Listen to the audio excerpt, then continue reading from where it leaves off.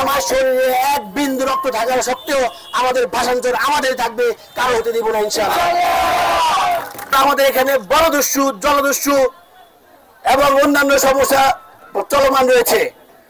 পরিস্থিতির উপর উত্তরণ হলেও, ফ্যাসিস্ট বিদায় নিলেও এখনো আমরা কাঙ্ক্ষিত লক্ষ্যে পৌঁছাতে পারিনি। প্রিয় বন্ধুরা, আমাদের শিক্ষা ব্যবস্থা যথেষ্ট ঘাটতি রয়েছে। আধুনিক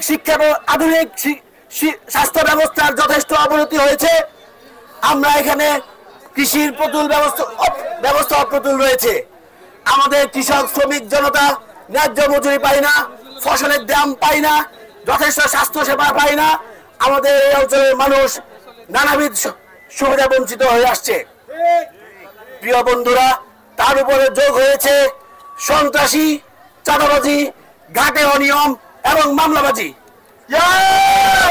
আমাদের এই অঞ্চল মানুষ বিভিন্ন প্রতিযোগিতার মধ্যে থাকা সত্ত্বেও নতুন করে যোগ হয়েছে আমাদের ভাষণ চর্চা নিয়ে ষড়যন্ত্র। শিয়া বাটার ও ভিটামিনে সমৃদ্ধ লিলি বিউটি সোপ, তারুণ্যময় উজ্জ্বল ত্বকের জন্য। রিমার্ক, দেশের যে 17 বছর ক্রান্তিকাল অতিক্রম হয়েছে, তার সাথে এই সমস্যাগুলো জর্জরিত হয়ে আমাদের জীবনকে অতিষ্ঠ করে তুলেছে।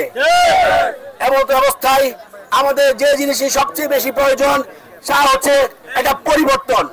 সুন্দর একটা পরিবর্তন আমাদের অপরিহার্য হয়ে উঠেছে।